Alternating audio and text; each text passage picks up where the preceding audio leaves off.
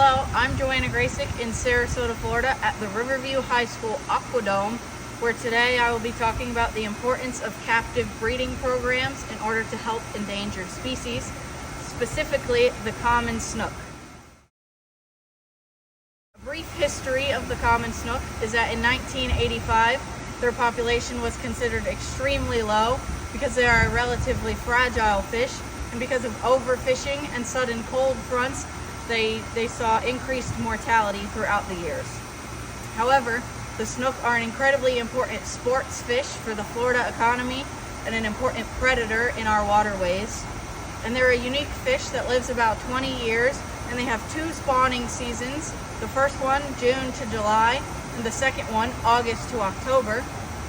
In those spawning seasons, they lay thousands of eggs that after a couple hours of floating in the current will hatch to be larvae. But after a few days, they turn into fry, which are very small fish, only about 1 inch long.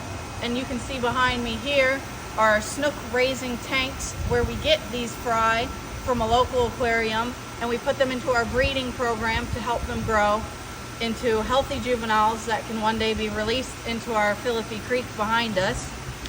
And when they're growing here, we won't release them until they're anywhere from 4 to 8 inches and healthy juveniles.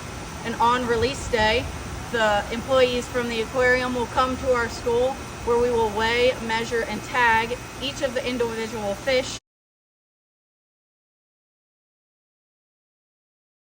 And they will all get a passive integrated transponder inserted into the pelvic skin just near their pelvic fins on their stomach.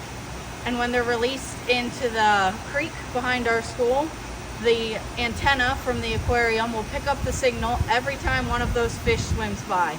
And what those signals are incredibly important data that scientists will use to help monitor the fish populations, their behavior, and even their mortality rates. That data that they get from the fish that we raised here in the Aquadome is incredibly important to help their population make a comeback.